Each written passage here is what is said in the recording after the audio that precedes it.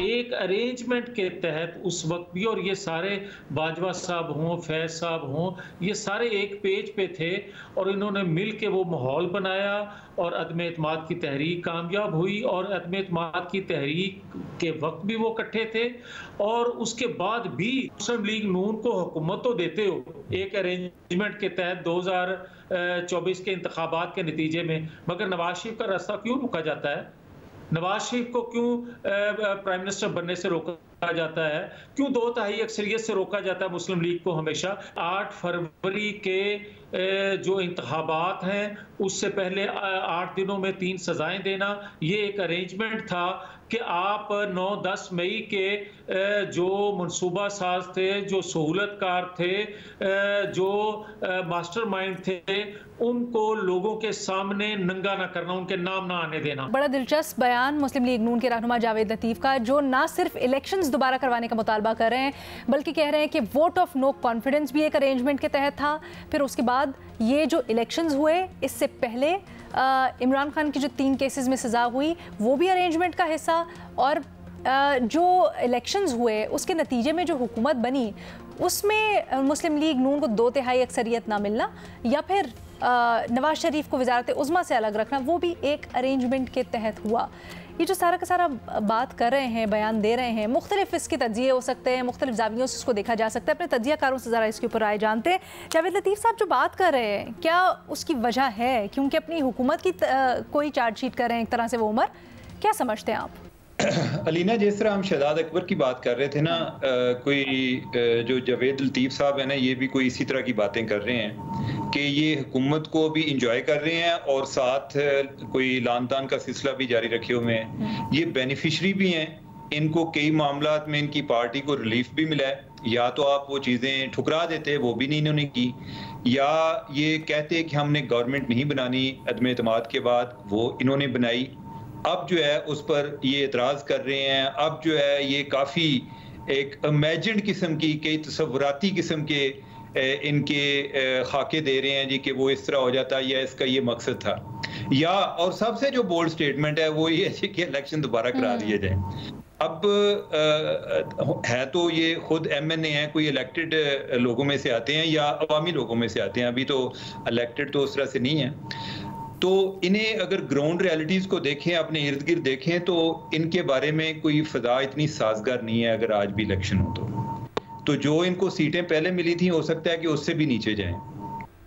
तो ये मेरे ख्याल है कि ये बातें हैं। ओवरऑल आप देखें ना, ये हमारे यहाँ एक नया कल्चर मुतारफ हुआ है कि हर पार्टी में कोई मिसगाइडेड मसाइल चल रहे होते हैं। कोई एक तरफ जा रहा है, कोई दूसरी तरफ, कोई समझ नहीं लगती कि कौन बंदा करीब है, और हम तशरीह करने पे लगे होते हैं कि ये जो जावेद लतीफ़ साहब हैं फॉर एग्जांपल, कि ये नवाज शरीफ की ज़ुबान बोल रहे हैं या किसी और की बोल रहे हैं या इंडिपेंडेंटली बोल रहे हैं। तो या तो ये इनका अगर बयान जो है वो अगर पार्टी के लेवल पर है तो मेरा ख्याल है कि उनको चाहिए कि खुद ही वो इलेक्शन की तरफ चले जाएं और जिनकी उन्होंने अकाउंटेबिलिटी करनी है वो कर लें। बाकी ये जो है ना जी, जुडिशल कमीशन बनाया जाए, ये भी सारे अपने अपने इनकी आपका अंदाजा क्या है? अगर आप मिसगाइडेड मिसाइल कहते हैं जावेद लतीफ़ साहब को, तो फिर क्यों छोड़ा गया उनको या क्यों लॉन्च किया गया? नहीं, अब लॉन्च क्या किया गया वो बाद में हो सकता है कि कोई इस तरह की कोई जवाब तलबी हो या कोई ज्यादा इस पे मसला है तो वो कहते हैं जी कि मैंने अपनी जाती हैसियत में बयान दिया था। लोग टोपियां भी तो बदलते रहते हैं ना कि मैंने को पार्टी की हैसियत से बयान दिया था, ये जी मेरा जाती हैसियत में था, या मैंने गुस्से में आके बयान दिया था। यानी कि कई तरह के उनके लेकिन सर ये तो PTI के मौक़िफ़ में वजन डालने वाली बात ना हुई। PTI एग्जैक्टली यही बात करती है कि ये तो एक अंडरस्टैंडिंग के तहत आई हुई, अरेंजमेंट के तहत आई हुई हुकूमत है। अलीना, असल में ये भी है ना, एक तो क्या ये बयान हमारी कंजम्पशन के लिए है या कि उनके अपने वोटर्स की कंजम्पशन के लिए है, ताकि वो ग्रीव्ड फील करें, मजलूम फील करें कि मियाँ साहब जो हैं उनको एक मंसूबे के तहत प्राइम मिनिस्टर नहीं बनने दिया गया। अवाम के लिए तो मियाँ साहब का भाई भी अगर बंद है तो मियाँ साहब भी प्राइम मिनिस्टर हैं, या तो मियाँ साहब अपने भाई से कोई लानी ला तलखी कर, वो भी नहीं है। तो है तो इन्हीं की पार्टी की हुकूमत ना, तो ये खुद तय कर लेंगे या अपोजिशन में या गवर्नमेंट में है। दैट इज इंटरेस्टिंग क्योंकि मैं आपके पास वापस आती हूँ। डेवलपमेंट दरमियान में ये भी है कि मियाँ साहब ने भी बजट इजलास में शामिल होने से माजरत कर ली, उन्होंने कहा मैं शामिल नहीं हूँगा।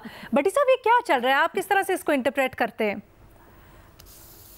सबसे पहले तो दोनों हाथों पे इस पे सलाम। मियाँ साहब लव यू। इंशाल्लाह कल से महंगाई ने भी दौड़ जाना है, बेरोज़गारी ने भी, गुर्बत ने भी, और शहबाज शरीफ साहब ने भी इस्तीफ़ा दे देना है कि जब मेरा बड़ा भाई नहीं शरीक हो रहा, मुझे सेकंड नहीं कर रहा, तो अब क्या फ़ायदा इस इक़्तिदार का। और गाना लगेगा वज़ीर आज़म हाउस में, इंशा जी उठो अब कूच करो, इस शहर में जी लगाना क्या। क्या ये मियाँ साहब वैसे आपस की बात है, ये 90 की दहाई से बल्कि हम ये कहानियाँ सुनते हैं, ड्रामे सुनते हैं, बस करते हैं अब। ये नींद नहीं आती, अगर 1 रुपया बढ़े तो महंगे। वैसे वो भली मानस मरियम नवाज साहब पता नहीं कहाँ हैं जो हमें मुझे नहीं पता होता था, उनको पता होता था कि आटे का रेट क्या है। साफी साहब आप तो कुछ कहना चाह रहे हैं, 1 मिनट सुनने, उनकी आवाज़ दब जाती है जब हम बोलते हैं तो। जी साफी साहब। भट्टी साहब, नवाज शरीफ साहब ही शहबाज शरीफ साहब को कहेंगे कि ये किसने क्या कहा कि तुम कूच करो। वो आपने उसका जवाबी गजल तो सुना होगा ना, वो कहेंगे कि यहाँ बिलावल भी है, यहाँ जरदारी भी है, यहाँ फला भी है, इनको छोड़ के तुम कहाँ जाते हो। वो पूरी गजल जो इसके जवाब में है, फिक्र ना करें। जी भट्टी साहब। जी तो नहीं ठीक कह रहे हैं। तो वो पता नहीं भली मानस मरियम नवाज साहब अगर किन्हीं को मिलें तो उनको बुलाएं कि आजकल हमें रेट्स बताएं, क्या हो गया है बाकी रेट्स और क्या चीज़ें हो गई हैं। मैडम शेख, बात यह है कि अब जवेद लतीफ़ साहब की गुफ्तगू पर बात करना तो क्या बात करना, लेकिन मैं फिर भी पूछता हूँ, कौन है जो मुल्क में इस्तेकाम नहीं चाहता। ये उन्होंने एक सवाल उठाया, कुछ लोग इस्तेकाम नहीं चाहते, वो बताएं किसने अरेंजमेंट के तहत तरीके अदम एतमाद का माहौल बनाया। ये तो इमरान खान कहते हैं, पाकिस्तान तरीके इंसाफ कहती है, मतलब वो ठीक कहते हैं कि अरेंजमेंट था, सारा कुछ सब कुछ एक सोचे समझे मंसूबे का हिस्सा था।